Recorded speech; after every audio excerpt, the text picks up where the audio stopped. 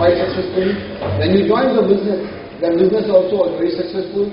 You had no reason to think otherwise, but you chose to switch lines. What went through your mind when you switched lines? Availability, branding. I think that is the most important perspective in every sector of today. You know, we always talk about agriculture from a commodities point of view, and when we talk about commodities, we are talking about a generic term. So if you look at pulses processing mills, and if you look at other such events in the agriculture unit, we don't see many success stories in building brands. Except for certain stalwarts in rice, we do not see any large branding activities happening in pulses. So if you look at commodities as such, the biggest factor was that, okay, are we here to create a company or are we here to create an institution? And I think I as a company and I as a person believe that we can create an institution out of small arms. And that was one of the basic factors and one of the basic motivators for me to shift here, come out of the agri perspective of commodities. But then why warehousing? The more which was available in terms of saying the period of time is much longer than any other business. You have one really lucrative business. Correct. So warehousing, and in fact, that's where the perception change has to occur and is already occurring. You know, warehousing 10 years from now was only looked at as an infrastructure creation project. Nobody was aware of warehousing itself can be divided into 2 or 3 factors. One is the warehousing service provision or warehousing management services. Till date, what we are seeing is we are always talking about warehousing infrastructure creation. We have government doing bodies talking about shortages and electricity in warehouse structure. We talk about grain rotting in the open. But at the same time, we are able to address the fact that every year 6,000 crores of Indian agriculture produce gets wasted because of what? Because of bad processes. We have a 10% loss year after year after year on storages and transportation. And that's at the farm level. At the farm level. So what does that mean? At the same time, what's a misnomer is that we have goods being imported from Australia, from Myanmar, from across the globe in open barges on high seas, and they are being consumed. They are not getting wasted. But then why is it that the goods which are being stored in the gas facility are getting wasted in India? So this is a paradigm shift. This talks about processes, it talks about warehouse management services. And that's where the delinking has to happen. The perception change is already happening. So we see WDRA actually, as you had mentioned earlier, we've seen WDRA shift focus. It started as an infrastructure creation, infrastructure backup project, and WDRA also talks about services now. But tell me, WDRA is fundamentally just giving and talking about having negotiable warehousing receipts. Should it not be playing a larger role? When it was envisaged, a lot more was expected. Is it not another classic case of promise not getting delivered? I think it's a classic case of promise not getting delivered is a little far-fetched. I would rather say it's like a promise getting delayed. We are in the middle of it. We are in the midst of it, and you have to also understand the perception change is a big issue in India. It's a big issue across the world. Now, when the WDRA started, everybody was talking about a capital adequacy norm. Let's talk about only those WDRA accredited agencies which had a capital of 100 crores and so on and so forth. But you don't see that in the Act anymore. It talks about service agencies. Yes, things have gone astray from where it was actually started from. But I think we're slowly steadily getting there. The idea behind the WDRA was to have a common platform, talk about fungibility of warehouse receipts, talk about movement of goods only for consumption or for processing, and not for change of title. So if you look at the WDRA's mission statement, the mission statement is that I will allow you to fungibly trade a warehouse receipt, which will get negotiated at any public sector bank like a demand draft. Absolutely. But yes, definitely there are things which need to be put in place. Digital infrastructure has to be put in place. So here and I would also again tell you that infrastructure in warehousing has to be divided. Brick and mortar infrastructure is just one part of it. The technical infrastructure, the bandwidth for creation of virtual private networks, the information highway, that which will revolutionize this industry is still to be created. It is being created as we speak about. So when you talk about infrastructure, you just can't talk about only brick and mortar infrastructure. So it's like mobile telephony, Just having mobile telephony, let's say 9 years ago, it's changed the Indian communication sector, Indian communication system. And similarly, what I'm saying is that warehousing management services is going to change how India perceives and stores goods. Great, I think very clear views, and yes, we have someone quite rightly so very bullish as far as the overall business life is concerned. From here, let me move to Amit, Star Agri Warehousing, a star on the rise. You have been very successful, started business in 2006. Yeah, sure. You see, what is happening is even at the port logistics point of view, right now, the way the Indian agroeconomics have evolved, the port logistics is still a gambit of a few CHAs and a few monopolized players. I think going forward, competition has to be introduced, and we've seen we've seen a fair bit of change in the container freight stations coming up, and that would be the way forward. But having said that, it has to be a policy initiative initially, just to get the right impetus in place. And as far as Gaurav is correctly saying, we've seen the trade move. I recall, let's say, 15 years back, and Gaurav would endorse this view, when they were buying something from Myanmar or any location, they were talking about LC's website. They've come down to 90 days using it right now. So the trade is evolving. And similarly, what we're saying is that the trade at port has still not evolved, and it is still being monopolized.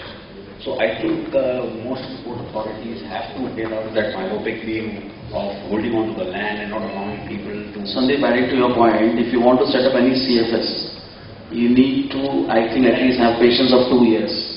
If different agencies involved, will take 2 years to clear only like... You don't put something in the warehousing, you don't put in capital. Yeah, that's what I'm saying. If I want to set up CFS, yes, viability looks good when you get at the right price and all. But it will take 2 years to get that budget clear from government officials. We tried in past, so government will have to play a more proactive role in that. That's exactly what I'm saying. So this has to be a government initiative initially for people to just get into the system. At the same time, it also has to do with a lot more of thinking out of the box. What is happening right now is that you have port trusts which are sanctioning part of the land and sanctioning part of the berths to a few people only. I think we need to get out of that rat race altogether and let more professional people come into the system and talk about port logistics being tied up with dry area logistics. What is happening right now is if you look at a CHS and how these gentlemen behave, they are okay if you are allowing them to do the entire part of the strategy, wherein their forte is at port handling, which is not happening. Their forte is not at dry warehousing handling. They have no forte at crop management altogether. They're good at what they do, but then because of the data fact that they have a monopolistic position there, people like Gaurav have no other choice when they're handling port cargo. They'll appoint CHS as their warehouse management agent as well. Correct me if I'm wrong. Yeah, of course, that's true. But I think for us, the stark reality in India is that we are amongst the top 3 producers of pretty much every hand-in-hand model that we are trying to achieve. Frankly speaking, if we talk about this, we as a company, including our investors coming in, have earmarked certain part of the money come in the system. What is the certain percentage you're talking about? It's about 12.5% of the money that's coming. Are you able to get extra pricing? Are you able to see so what is happening is, if you look at this, the anomaly here is, and which is a very interesting anomaly here, is that once anybody sitting in this room, they swipe a credit card, and you swipe it 50 rupees, you get an SMS alert on your mobile immediately. But on the other hand, you have people like Gaurav putting in crores of worth of goods in a warehouse, and the information received by them is at best T plus 10 to 11 hours. So the risk capital involved is so high, and I don't think that India has come to a point where we talk about a digital network solution for that. So what I'm trying to say is that it's going to be a huge step forward both in trading as well as in risk management when you have real-time information. Real-time information return that a truck comes into your warehouse and the gentleman who is depositing that truck definitely is not accompanying the truck itself. The truck is being accompanied by a transporter or a driver. So the principal of that goods has no idea when his goods are going to be deposited in the warehouse. And his information is T plus 12 hours removed. And that itself is a big risk in the system altogether. So if you look at what we've done, and this was mooted as one of the best, SAP Worldwide actually put it up on their website saying that we have achieved something first of a kind of a project in the world, where we have integrated a real-time solution at 90 locations across 19 states. So it's not about scalability anymore. It's about creating a virtual private network and talk about infrastructure creation in digital terms. Well, you want to add something to this? I just wanted to add that SAP has an SAP solution. So I beg to differ for this, because our model is completely a fungible model which talks about rotation of warehouses once every month or once every quarter. So that's what I'm saying. Technology is there. The adaptability of technology is a key issue here. Customizing technology for the needs of the Indian market is the key drive away from this point. And I completely disagree with the gentleman across the board, because we've done this. We are very comfortable with diversity of points, I guess. Yeah. So we've done this at 19 locations across 19 states, and let me tell you, in the last 2 years, these 19 locations have not been static. They've been changing altogether. And we have implemented, handled PDS, which are feeding this as real-time information into an SAP backend, and then integrating it into an SAP live server. So there are technologies which are available there. And it's like saying this, that 5 years ago when you used to talk about a PDA, and you used to talk about airtime at 16 rupees a minute, and today when you talk about it at 10 paisa a minute, these are two things which were already there. It's about scalability of the same model. They are more concerned about, because it's a political level, but all due respect to all the people. Just to add to that, silos is nothing new. Even in Indian atmosphere and environment, we've had silos with FCI for the last 17 years at Mayapuri in Delhi, and it's been non-functional. So it's for everybody's knowledge to understand what I'm saying here. 17 years that silos has been in India at Mayapuri in Delhi, and it's not functional. So silos is nothing new. The idea here is that when you talk about, at the same time, we're talking about two different patterns there. We are talking about an average land holding of 2.6 acres. We're talking about diversity of crop. We're talking about multiple grades. We are talking about no proper grading practice at the field level. And then we're talking about a vertical silo structure which will create only a fungible storage model. And then, just to take you away from this, and you talk about trade logistics, and we've been talking about forward markets here like NCDX and so on and so forth, wherein they have contracts that are not fungible amongst themselves. So what are we talking about? Aren't we talking about a controversial issue altogether?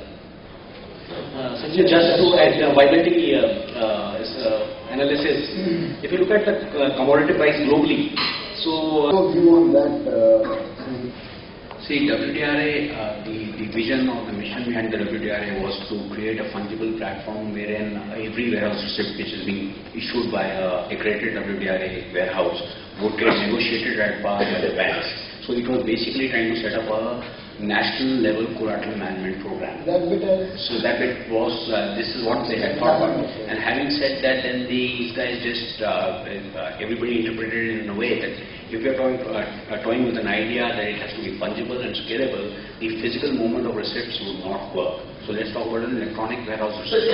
But again, the problem here is that the digital network required to implement such a large-scale scheme is still not in place.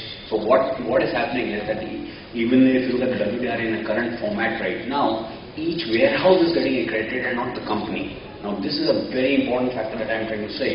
What it means is that companies like us who are operating, let's say 90 or 100 warehouses across India, now if I want to get my warehouses WDRA accredited, I have to accredit each and every warehouse and not the process and not the company.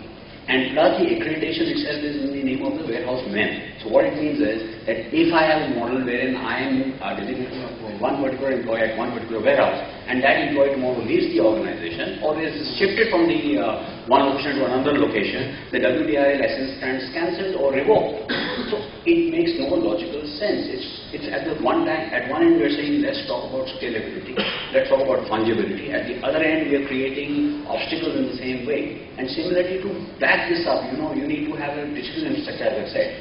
You need to know on a real-time basis what is the value at risk at each warehouse.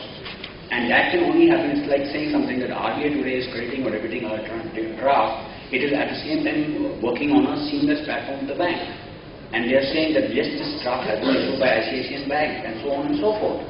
But that infrastructure is still not available for us to negotiate an electronic warehouse receipt at the WDRA level as of today. we have something around you like to take that? So there was a study conducted by our company as well as other players in the system, and it was shared with Vicky also. So on a capex-based model, the ROE at a 65 to 72% occupancy of the warehouse is at about 12 years. So you would break even in 12 years. That's yes. I mean, there are multiple options available, I'm sure. This is purely on the warehousing storage section. I'm not talking about other streams of revenues which could come from qualitative analysis or from procurement analysis. It's from pure storage model. Is it that defeats the very purpose of FCA guaranteeing 10 years rental scheme? Yeah, is this defeating the very purpose that the FCA gives guarantee of 10 years occupation of that warehouse. If there is a payback more than 10 years. See, so what is happening is that initially the FCI was paying for 5 years, or 4.5 rather, and then this was changed to 10 years, by 7 years and now 10 years. And the very fact is that the offtake has not been very, very delightful for the policymakers, and that is one of the reasons why it has shifted to 10 years. But as I had earlier pointed out, that the remuneration now at the 10-year period is so low even right now that it does not interest any large-scale capital to come into this section. So if you look at if you dissect the population which is vending these warehouses, they are not any capital institutions, or these are not any corporate bodies. These are single men, or these are RTRs, or people who were sitting on some land base somewhere from a historical point. And even if you see just adding to his point, even if you see the FCI rentals what they have got in few states, it's ranging from 45 rupees per MP to even 90 rupees per. Silos will have a limitation in terms of grades of the. Yeah, at the same time, sir, you are assuming one thing, that for silos to be fed, the open wagons and the railroad map is already there. You see, if you look at the silos in Mumbai right now, which has been created, the transportation is still being done in backed cargo. They are being unbacked at the silos, and then when it is being transported back, they are being backed again.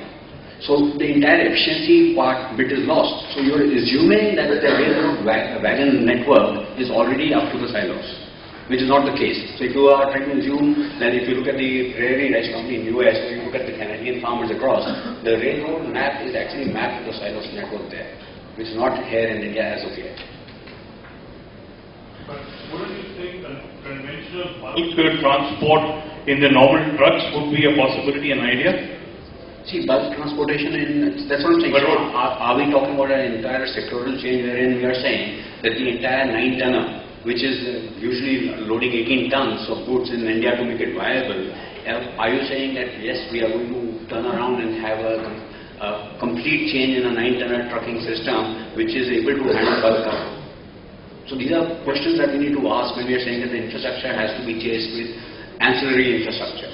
So if you talk about silos creation, you need to talk about creation of railroad maps, you need to talk about bulk handling movements, you need to talk about getting away from bagging altogether. Trucking capacity, not a big deal. I mean, it's done all over the world. I think we can do that too. Sir, all over the world, at the same time, I would like to bring to your notice is that if you talk about Canadian yellow peas, all over the world, Canadian yellow peas are divided into 5 classes, and it is being traded across the world in those classes. Sure. In India, at a 2.6 hectare or a 2.6 acre farm, do we even till date have any earmark practices which say that one farm field level chickpeas is similar to the other farm field chickpeas? I agree with that. So there are certain commodities where we don't stand today that will have specific varieties of 5, we probably have 50 of them. I agree with that. But at the same time, if you look at the discussion that we're having, it is really what we do 10 years out. Like on some commodities, I agree that this is not a viable solution today. But I would like to argue that at least 60-70% of the commodities, there is a good viable solution which solves labor problems, which solves the wastage problem, which is massive. I mean, if you look at the amount of wastage we have in that, it's enormous. Sir, here and then I would like to bring your notice the FICCI study conducted by FICCI about 2 years back, and wherein the wastage, whereas we have conclusively proved that in the flatbed technology warehouses also, and processes being laid down by Sonlal, we have been able to bring down the losses from staggering 10% to 0.6%. So I do not agree with what you're saying that silos is the only answer for reducing any wastage and losses. And at the same time, I also have my doubts on the system's ability to scale up to the farm sector that is available in India today. From basic point that there is a silos line vacant with FCI at Mayapuri for the last 16 years. I don't know why that is not being utilized. There has to be some answer to that too. There's a specific reason to that, and we don't need to dig into that as to why Mayapuri is not utilized and Mumbai is and Moga is and Kerala is, right? So, but at the same time, that same Mayapuri has a flatbed warehouse also, which is totally full today. You can go and check that CI. But I guess, to your point, but we'll proceed ahead. I think this debate will go on. One thing which is quite obvious and imminent is the fact